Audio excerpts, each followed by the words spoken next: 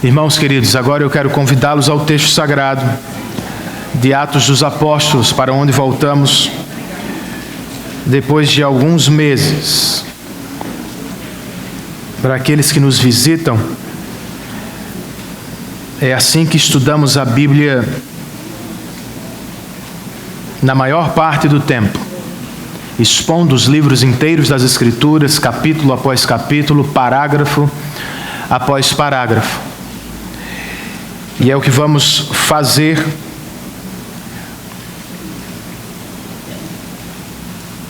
a partir deste domingo, começando agora com o capítulo de número 15 de Atos dos Apóstolos. Eu tive o privilégio de trabalhar com meu pai por anos. Foi muito bom para mim. Mas eu imagino que deve ter sido bem difícil para ele, pois à época eu era ainda mais jovem e, consequentemente, imaturo, inexperiente e bastante inquieto. Fazia perguntas o tempo todo e constantemente me pegava preocupado demais com os problemas do trabalho. Às vezes era a chuva que atrapalhava a produção da equipe. Em outros momentos, era o material que acabava sendo insuficiente. Os clientes muitas vezes se mostravam impacientes e os funcionários nem sempre cooperavam como nós esperávamos. Mas para meu pai, irmãos, era apenas mais um dia de trabalho no paraíso caído. Para mim, alguns problemas pareciam o fim do mundo.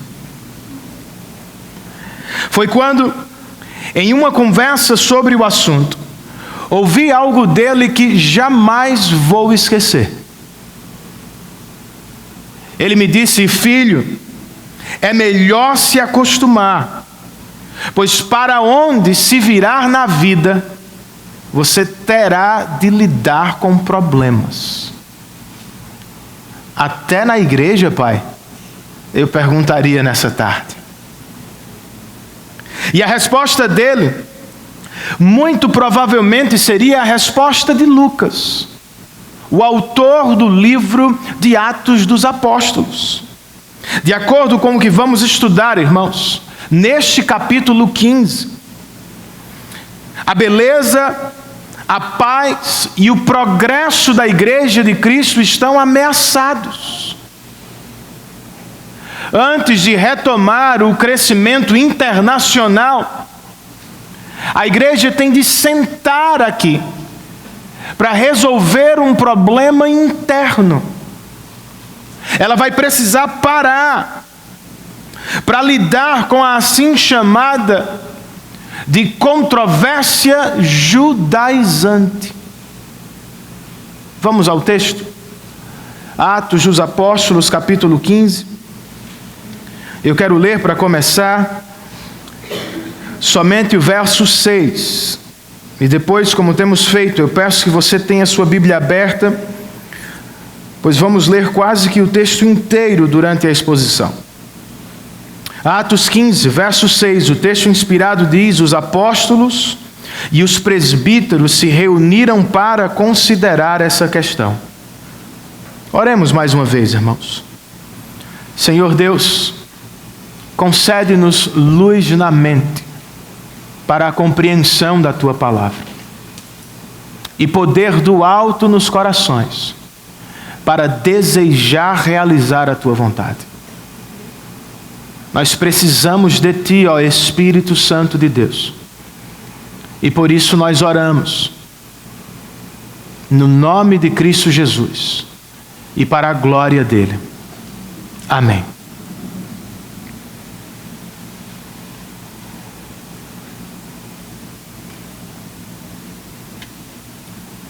O livro de Atos, irmãos, como sabemos, tem o seguinte esboço. São as palavras de Jesus ao início da narrativa. Vocês receberão poder quando o Espírito Santo descer sobre vocês. E então vocês serão minhas testemunhas em Jerusalém, na Judéia e em Samaria, e até os confins do mundo. Ao longo dos últimos anos, cobrimos as 2 primeiras partes do livro, Jerusalém e Judéia / Samaria, e iniciamos a 3ª, até os confins da terra. Falando desta última, nós concluímos a exposição da primeira viagem missionária de Paulo. Durante 2 anos, ele e Barnabé percorreram a ilha de Chipre e a Ásia Menor, anunciando o Evangelho de Jesus Cristo e plantando igrejas em diversas cidades do Império Romano. Depois de organizá-las, promovendo a eleição de presbíteros locais, os 2 voltaram à igreja de Antioquia para prestar relatório e descansar um pouco. Foi onde paramos, ao final do ano passado. O capítulo 15, onde retomamos a exposição agora, trata de algo totalmente diferente. O reverendo Paulo Anglada escreve: trata-se de um parênteses importante entre as viagens missionárias do apóstolo Paulo. De fato, irmãos, o capítulo 15 de Atos não descreve mais o progresso do evangelho entre os gentios ou estrangeiros.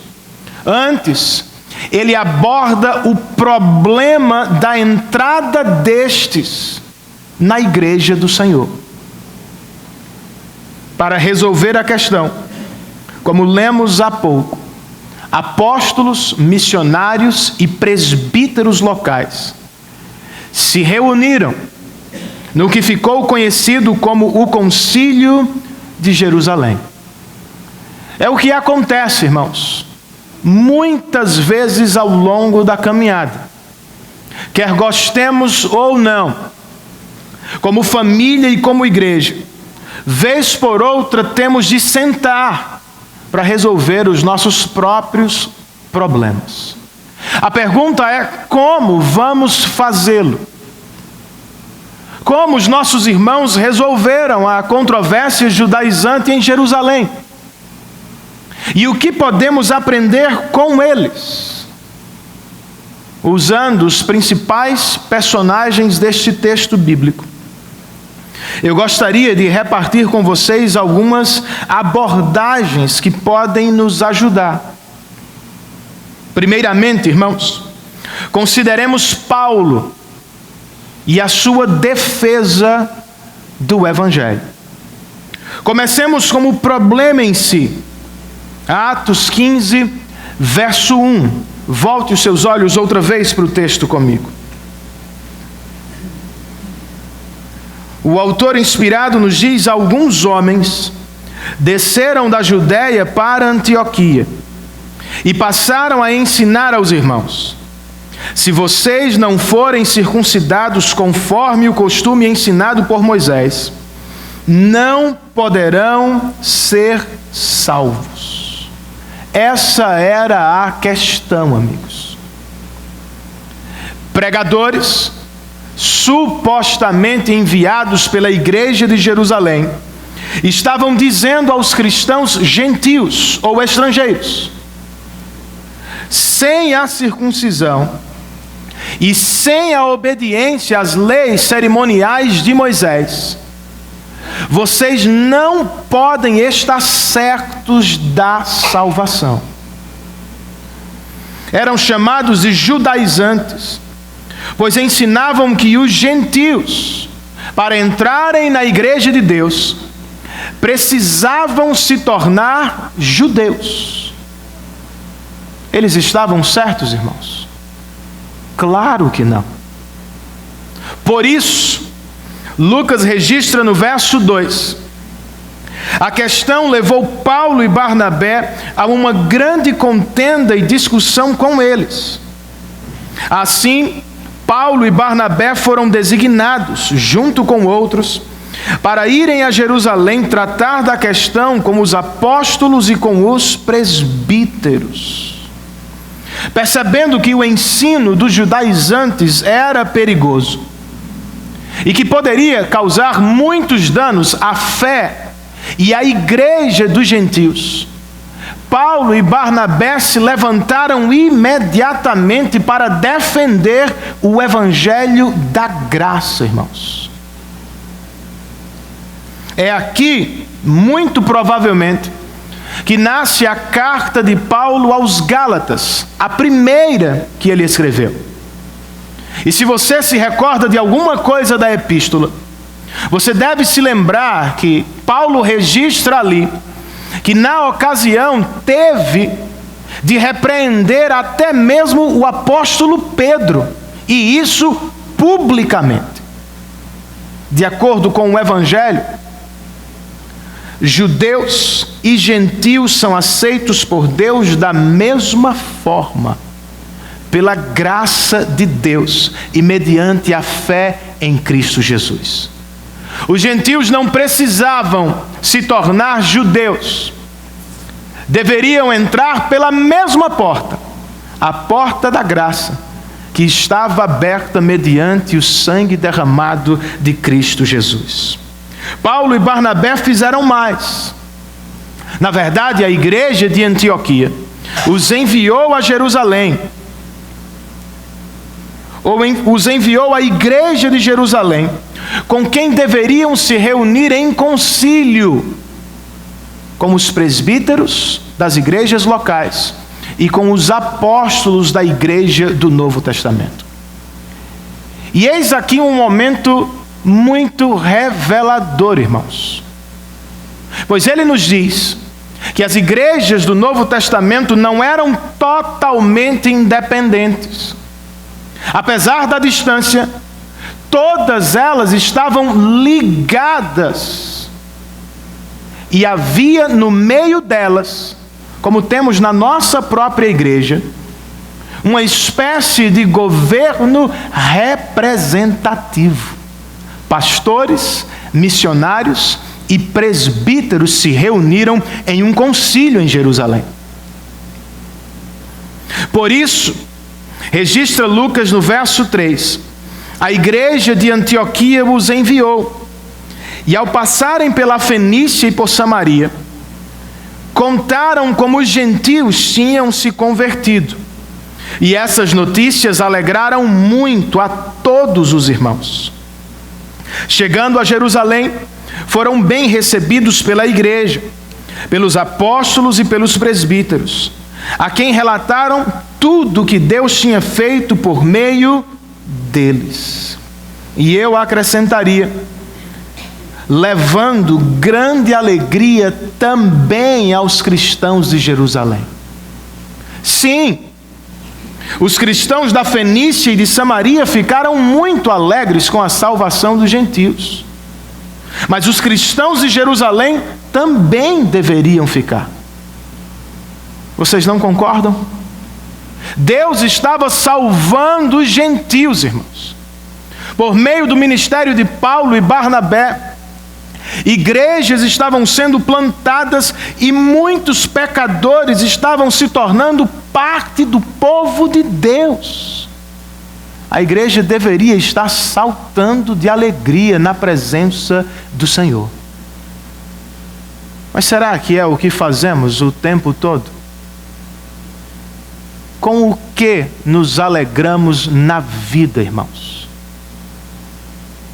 Muitos cristãos estão sempre buscando a alegria, estão sempre esperando por ela. Dependem de uma nova experiência, de um novo relacionamento, de uma nova promoção no trabalho ou na faculdade. E porque vivem olhando para o futuro, sempre para o futuro, para a próxima grande coisa da vida, pouco conseguem se alegrar com o passado ou com o presente. Pouco conseguem se alegrar com o que Deus já fez, com o que Deus está fazendo agora. Mas com o que os nossos irmãos se alegraram no texto, irmãos? Pelo que estavam felizes as igrejas da Fenícia e de Samaria? Nossos irmãos estavam felizes com a obra de Deus. Deus estava salvando os gentios e estava os transformando em sua família de fé. Por que não os imitamos nesta tarde? Eu sei que não temos tudo o que gostaríamos na vida, mas cristãos, nós já temos tudo o que precisamos de Deus.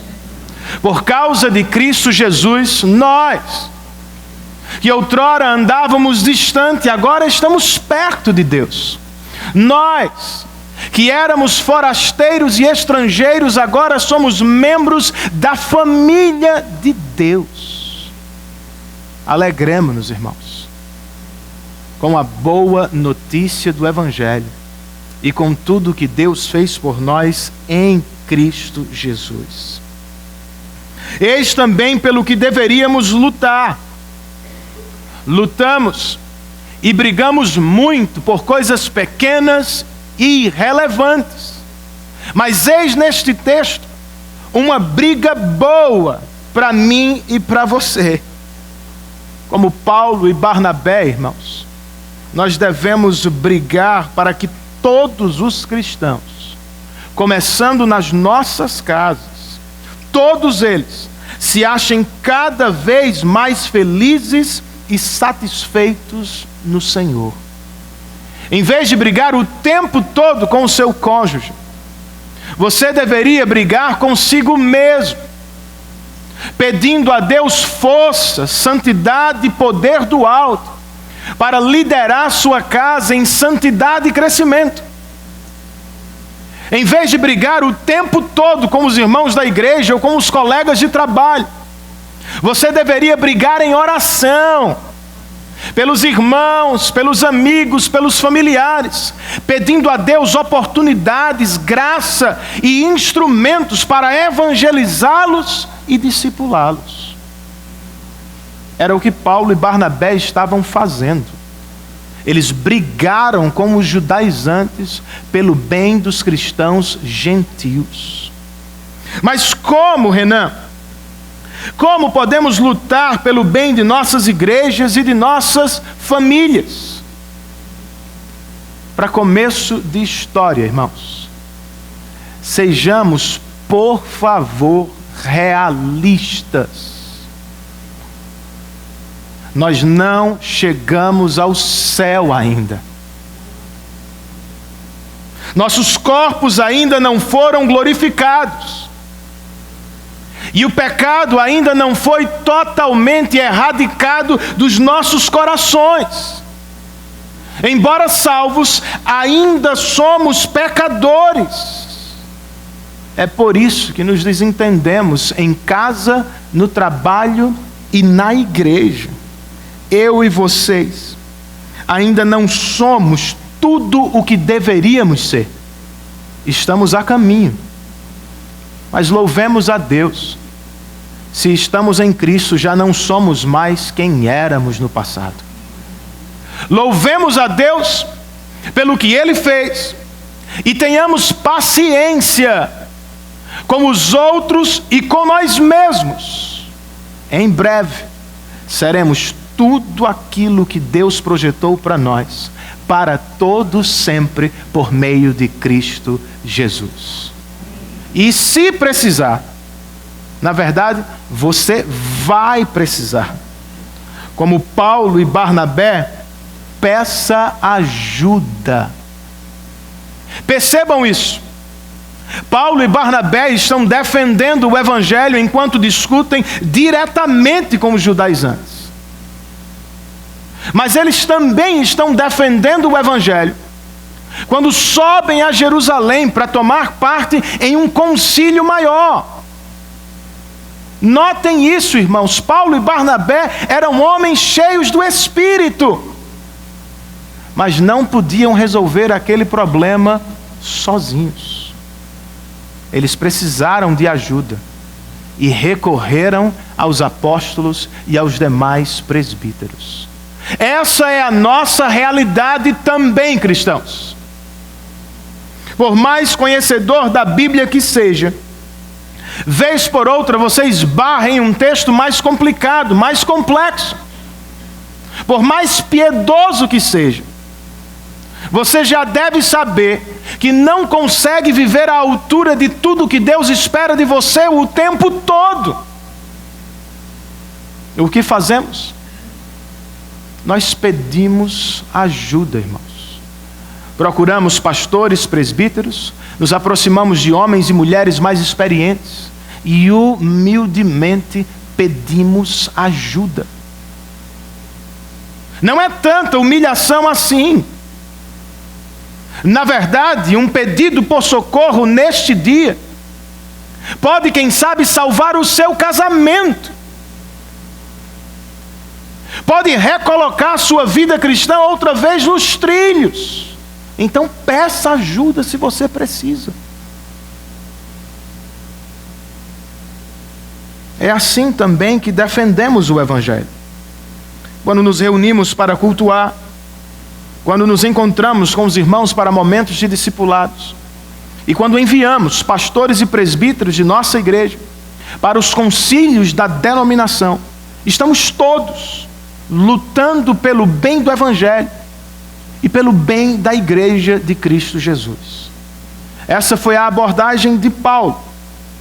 Qual foi a de Pedro, irmãos? A de Pedro foi a pregação do Evangelho. Antes da pregação propriamente, Lucas nos coloca outra vez diante do problema dos judaizantes. Ele escreve no verso 5: Então se levantaram alguns do partido religioso dos fariseus, que haviam crido, e disseram: é necessário circuncidá-los e exigir deles que obedeçam à lei de Moisés. Foi o que ouvimos antes. Para resolver o problema, verso 6, os apóstolos e os presbíteros se reuniram. E depois de muita discussão, verso 7, Pedro levantou-se e dirigiu-se a eles em uma breve pregação. Irmãos, vocês sabem que há muito tempo Deus me escolheu dentre vocês, para que os gentios ouvissem de meus lábios a mensagem do Evangelho e crescem. Deus, que conhece os corações, demonstrou que os aceitou, dando-lhes o Espírito Santo, como antes nos tinha concedido. Ele não fez distinção alguma entre nós e eles, visto que purificou os seus corações pela fé. São 3 os argumentos do apóstolo Pedro. Primeiro, irmãos, o anúncio do Evangelho e a conversão dos gentios foi uma iniciativa de Deus.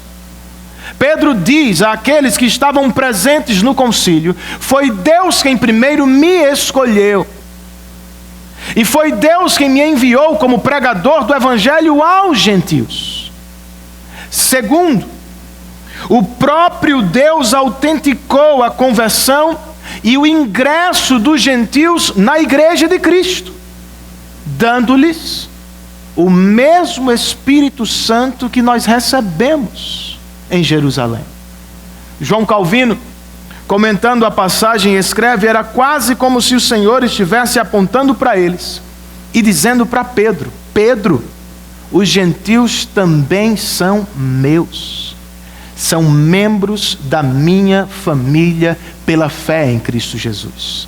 E terceiro, irmãos, segundo Pedro, Deus não faz distinção alguma entre judeu e gentil, uma vez que Ele mesmo purificou o coração de ambos, mediante a fé no Evangelho do Senhor Jesus Cristo. Depois da argumentação, como em qualquer bom sermão, o apóstolo Pedro propôs uma aplicação. Ele o faz por meio de uma pergunta retórica, verso de número 10. Então, tendo em vista tudo o que Deus fez, por que agora vocês estão querendo tentar a Deus? impondo sobre os discípulos um jugo que nem nós, nem nossos antepassados conseguimos suportar. De modo nenhum. Pedro concluiu aquela aplicação dizendo: de modo nenhum. Melhorou bastante. Cremos que somos salvos pela graça de nosso Senhor Jesus Cristo, assim como eles também.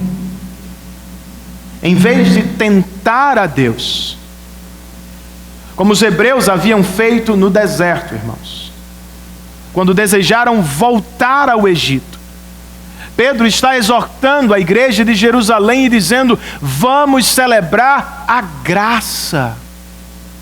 Ele nos conquistou da escravidão do pecado por pura e maravilhosa graça. Qual foi o efeito, irmãos, imediato daquele breve sermão?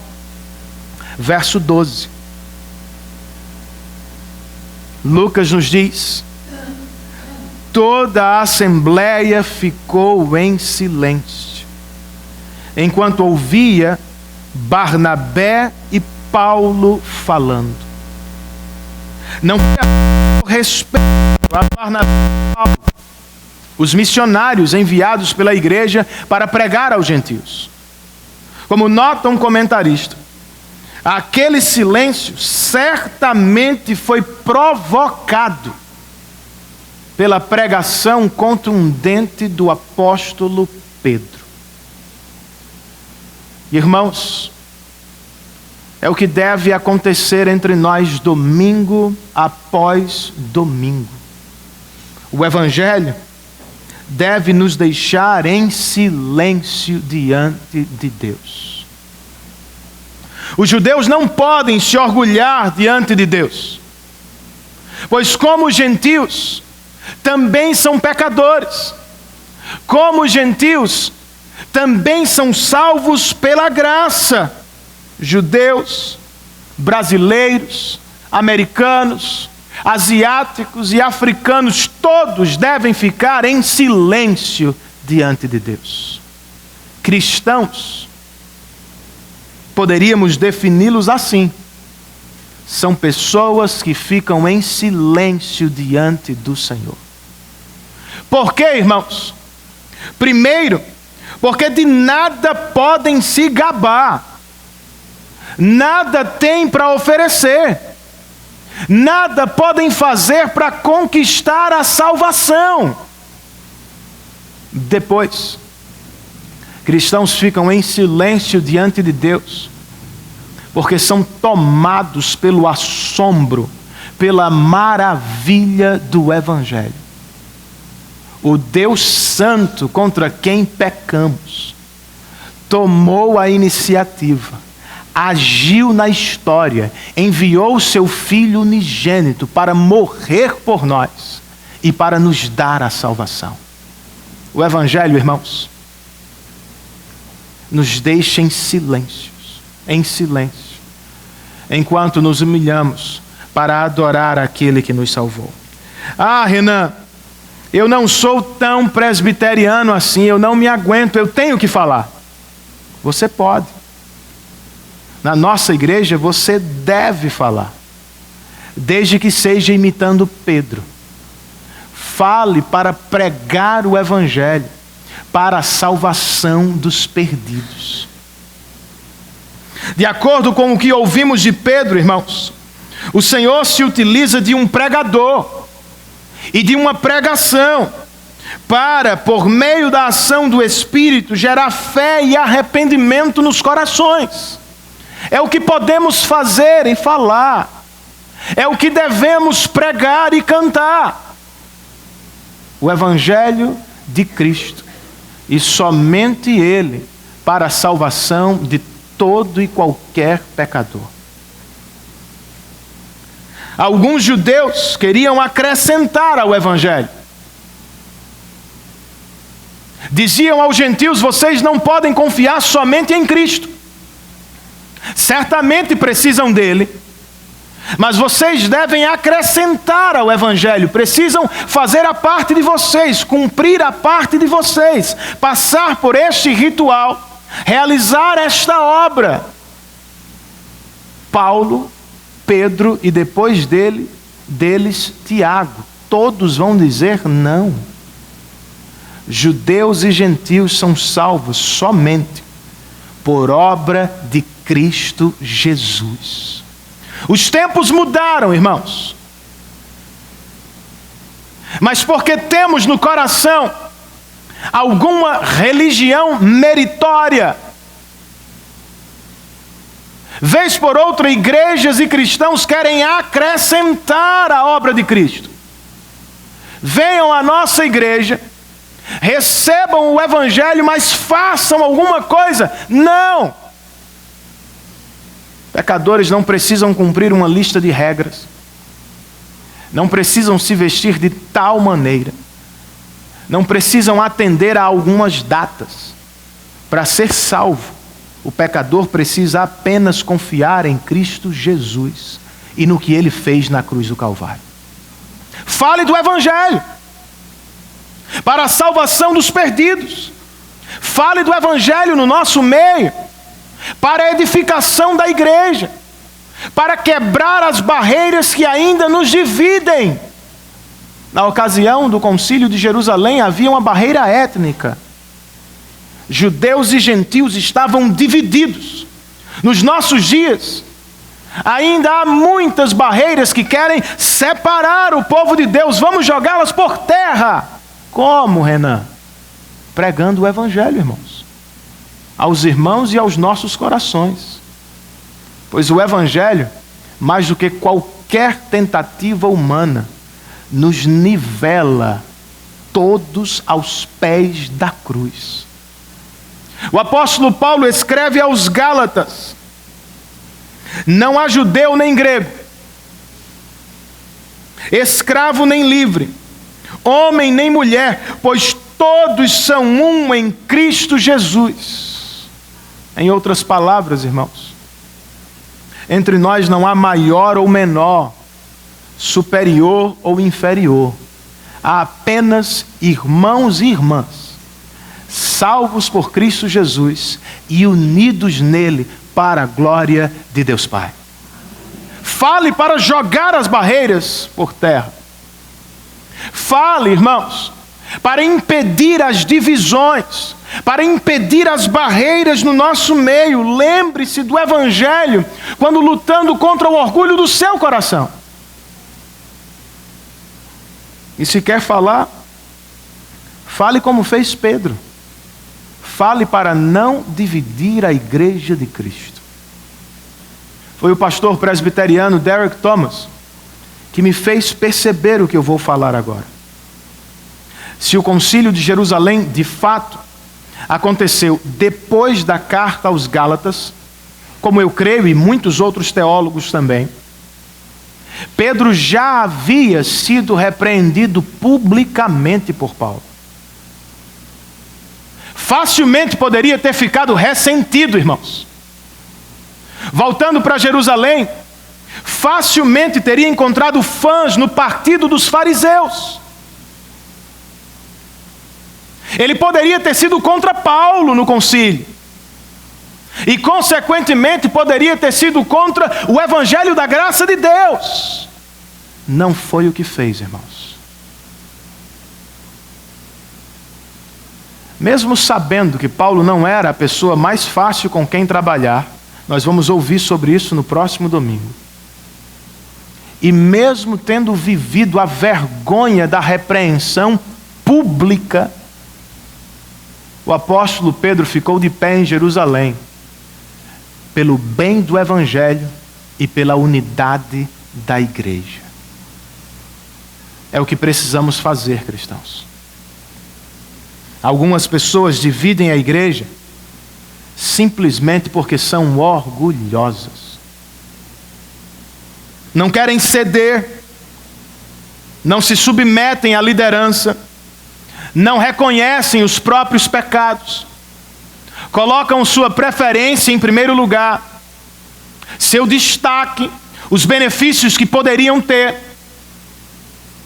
mas em nenhum momento pensam na unidade do povo de Deus, no bem da igreja de Cristo. Não sejamos assim, irmãos. Sejamos humildes como Pedro e vivamos para o bem da igreja de Cristo, para a glória do nome do nosso Salvador.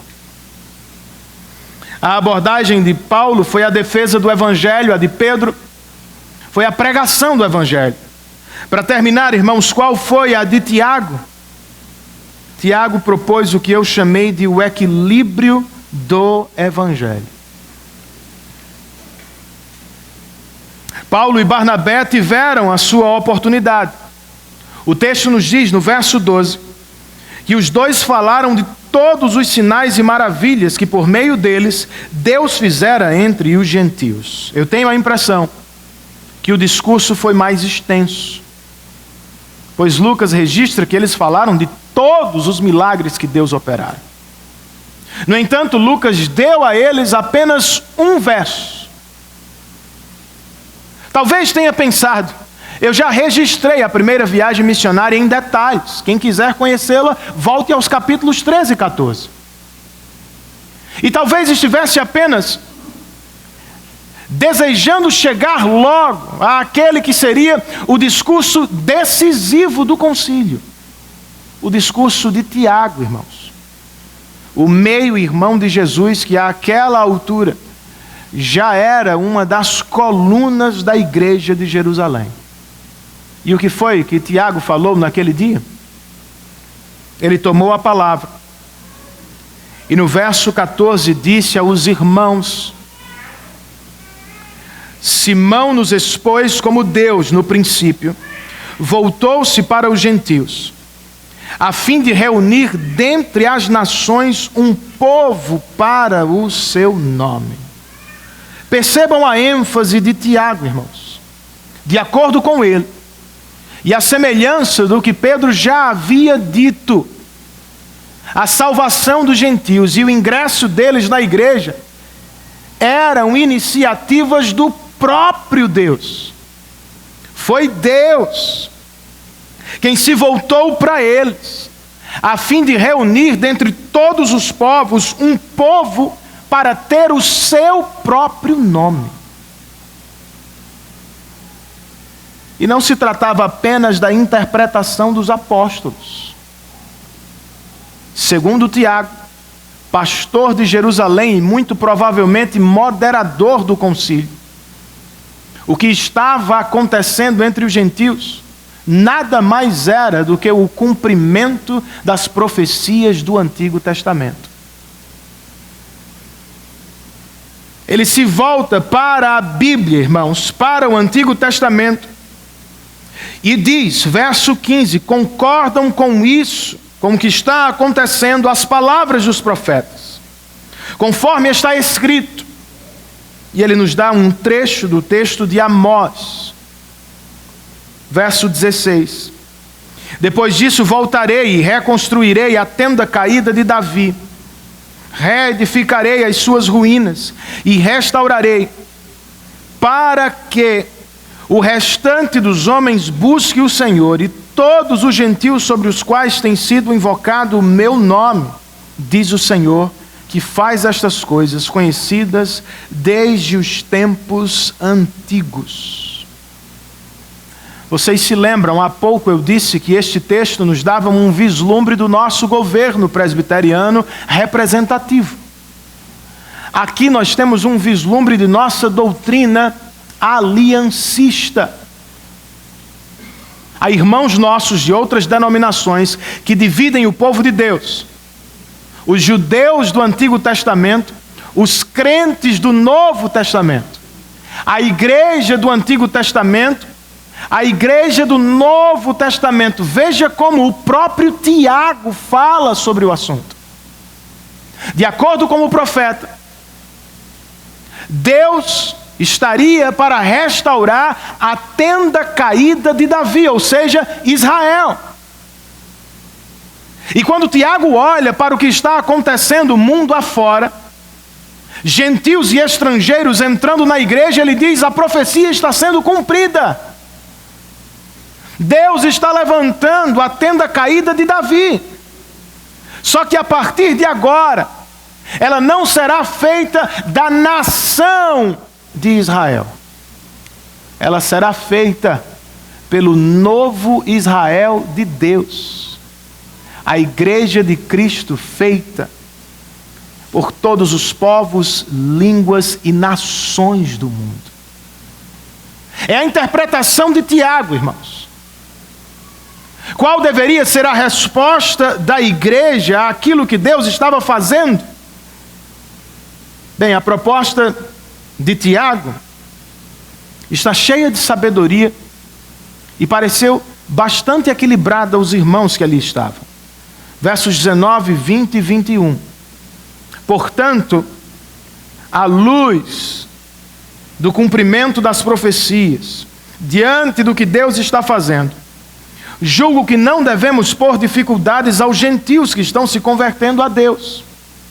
Ao contrário, devemos escrever a eles, dizendo-lhes que se abstenham de comida contaminada pelos ídolos, da imoralidade sexual, da carne de animais estrangulados e do sangue. Pois, desde os tempos antigos, Moisés é pregado em todas as cidades, sendo lido nas sinagogas todos os sábados.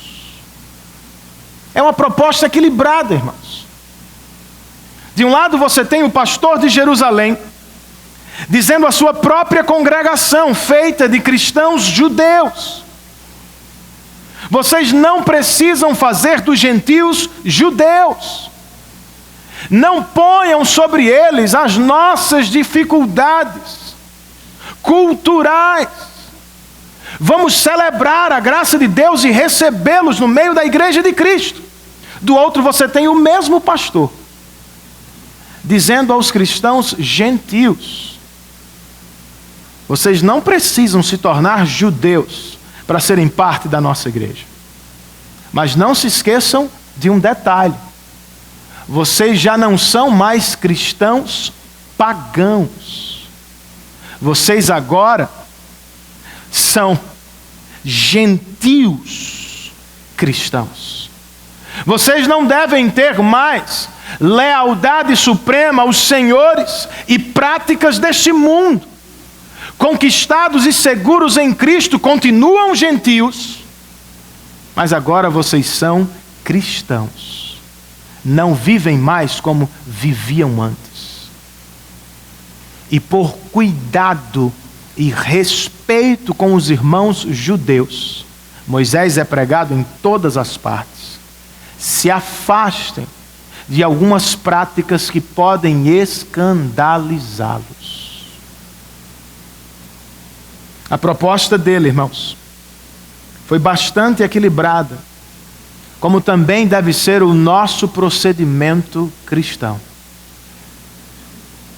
Como os cristãos judeus, nós não podemos mais ser legalistas, irmãos.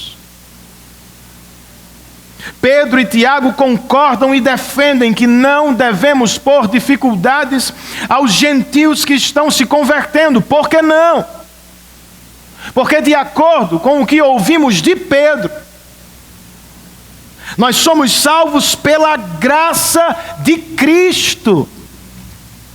Ninguém aqui é salvo, irmãos, pela obediência à lei. Ninguém aqui merece a salvação, ninguém a conquista sozinho. Se somos salvos, somos apenas porque Deus foi gracioso, fazendo o que nós não podíamos fazer sozinhos, nos dando o que jamais seríamos capazes de conquistar sozinhos.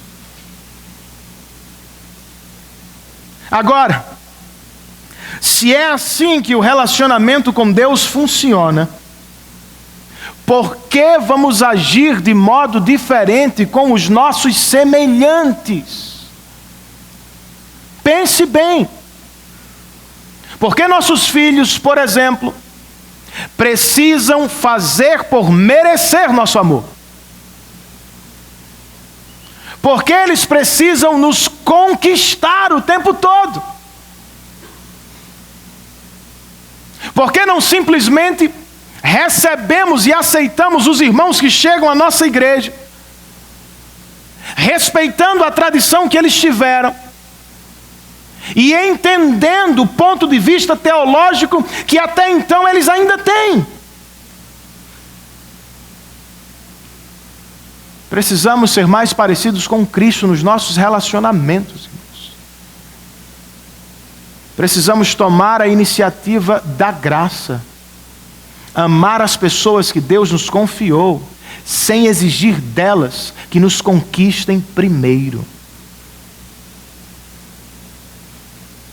De modo semelhante, não sejamos legalistas com nós mesmos. Às vezes você é o pior legalista para você mesmo. Por causa do pecado, irmãos, todos nós temos alguma medida de justiça própria no coração. Todos nós temos alguma dificuldade para aceitar a graça livre e soberana de Deus. É por isso que você vive encenando, atuando, tentando agradar a Deus, fazendo tudo o que pode para conquistar o amor dele. Às vezes vivemos como se precisássemos fazer por merecer aquilo que ele nos deu de graça em Cristo Jesus. Quando conseguimos, nos sentimos mais do que somos. E a nossa confiança cresce, não em Cristo, mas em nós mesmos. Quando não conseguimos, nos sentimos menos do que somos. Nos decepcionamos com nós mesmos. E, consequentemente, fugimos de Cristo. O mesmo se aplica nos nossos relacionamentos horizontais. Quando somos legalistas com nós mesmos, vivemos na tentativa de fazer por merecer.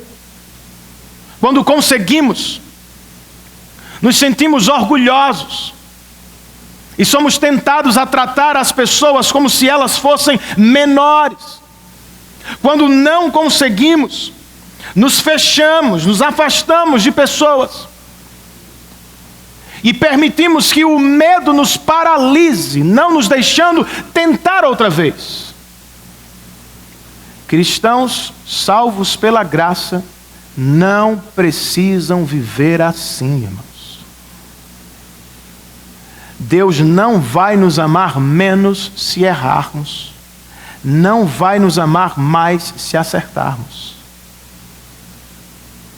Ele nos ama por causa de Cristo e ponto final. Essa é a verdade do Evangelho, irmãos. Neste sentido, nós podemos descansar diante dele. Quando agradamos a Deus, nós damos a ele a glória. Quando não conseguimos, recebemos dele a misericórdia que precisamos.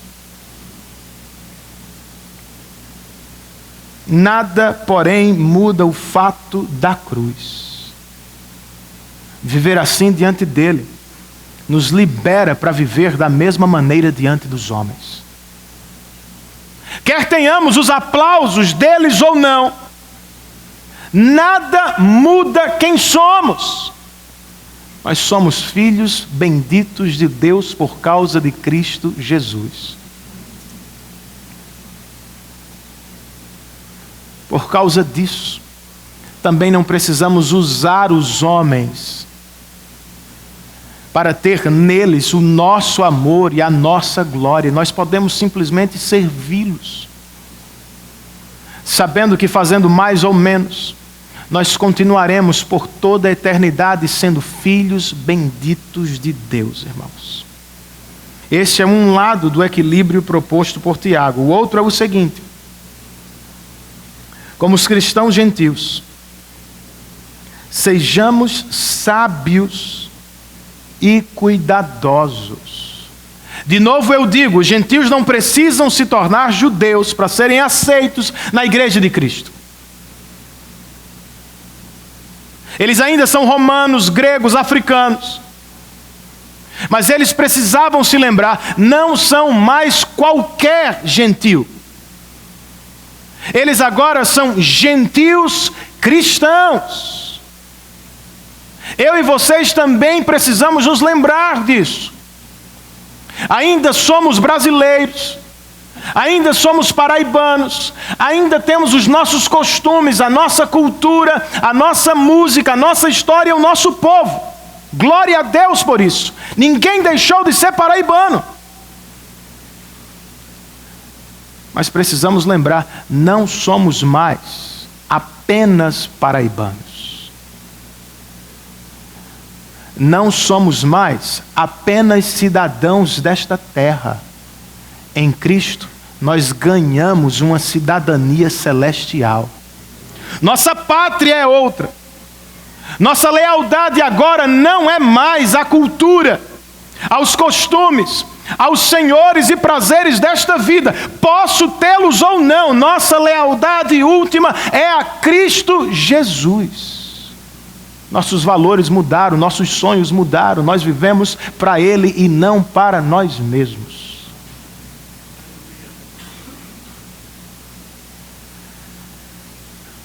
Ao mesmo tempo, irmãos, como os cristãos gentios estão sendo exortados aqui, nós precisamos ser respeitosos e cuidadosos com aqueles irmãos nossos, a quem carinhosamente Paulo vai chamar em outro lugar de mais fracos.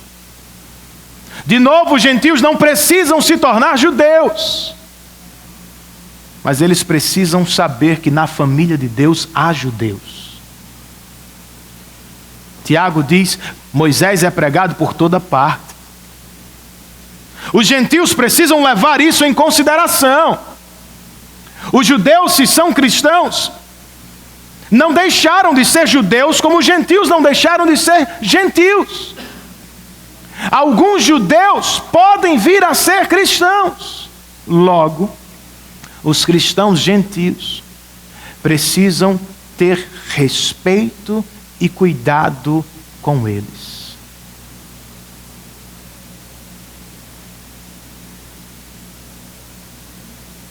O Dr. John Stott escreve, irmãos, comentando este texto: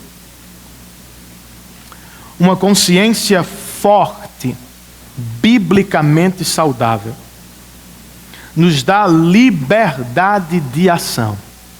Eu posso fazer muita coisa que alguns crentes dizem que eu não posso fazer.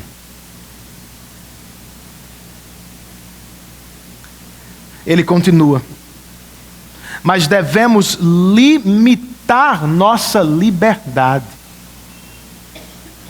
por amor àqueles irmãos nossos que são mais fracos. O amor sem a verdade não é verdadeiro.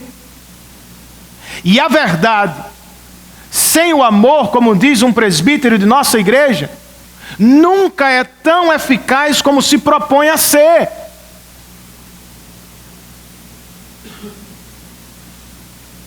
Ela divide, não une, separa os irmãos e não os junta. É o que você quer para a sua igreja? Não, eu sei. Então, por mais que saiba que o que pratica não é pecado,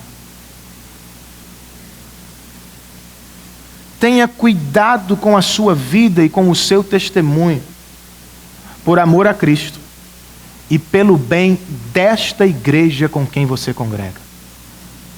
Tenha cuidado com o que você fala, com o que você faz, com quem você faz, onde você faz. Tenha cuidado com as suas postagens nas redes sociais.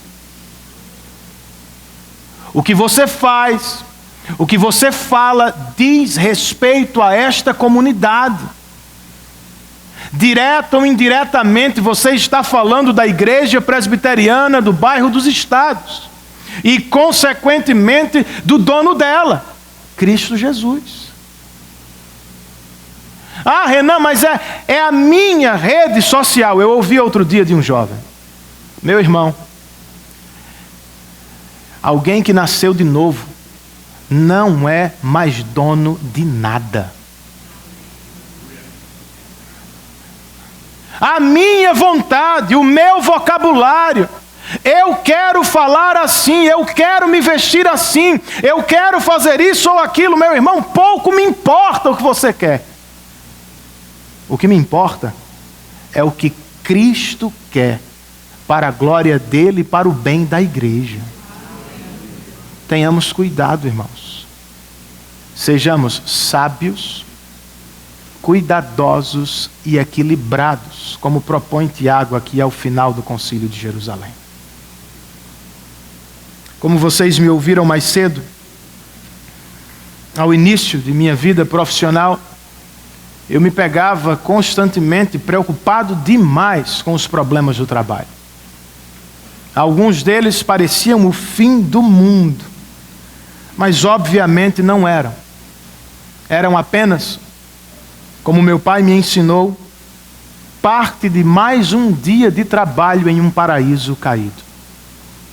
Eu venho aprendendo com o tempo.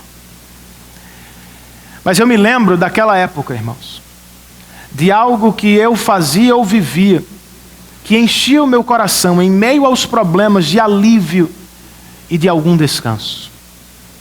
Apesar dos problemas, pouca coisa me dava mais prazer do que contemplar o trabalho acabado ao final do dia. Aquele prazer de ver que você concluiu. Era maravilhoso. Todo mundo ficava feliz quando a gente terminava.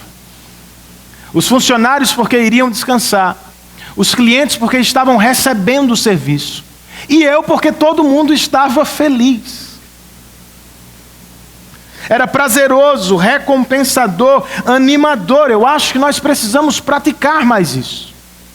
Não apenas focar os problemas, mas olhar para a resolução deles. Não somente fitar o trabalho, mas perceber o fruto dele, a obra dele, a conclusão e beleza dele. Como cristãos, precisamos e podemos ir além, irmãos. Nós todos podemos olhar para a cruz de Cristo e o seu trabalho acabado para resolver aquele que era o nosso maior problema. Não era a chuva que estava para cair sobre as nossas cabeças. Como cantamos há pouco, era o próprio juízo infernal de Deus. Por causa dos nossos próprios pecados, éramos filhos da ira de Deus, merecíamos a ira de Deus e estávamos caminhando para ela de peito aberto. Nada podíamos fazer. Como foi que ele resolveu o nosso maior problema, irmãos? Nas palavras de Paulo aos Coríntios: Deus tornou pecado por nós aquele que não tinha pecado, para que nele, em Cristo, nos tornássemos justiça de Deus. Eis o Evangelho em um único verso. A boa notícia do Evangelho não é sobre o que você faz. Ela trata do que Deus fez para nos salvar em Cristo Jesus. Se ele não poupou o próprio Filho, estou parafraseando o mesmo apóstolo em outro lugar. Para resolver o nosso maior problema, ele nos deu o seu próprio Filho. Como não nos dará com ele, e de graça, todas as coisas que precisamos? Se é assim que crê, fite os seus olhos em Cristo, o autor e consumador da sua fé. Liberte-se dos problemas e pecados que lhe atrapalham. E corra a corrida da fé com perseverança, dando glória a Deus até o fim. Que Deus nos ajude, irmãos. Curve a sua cabeça. Pense um pouco sobre o que você ouviu, faça a sua oração e prepare-se para o momento do sacramento da ceia do Senhor. Enquanto isso, eu convido os presbíteros e os diáconos que vão nos auxiliar nesse instante.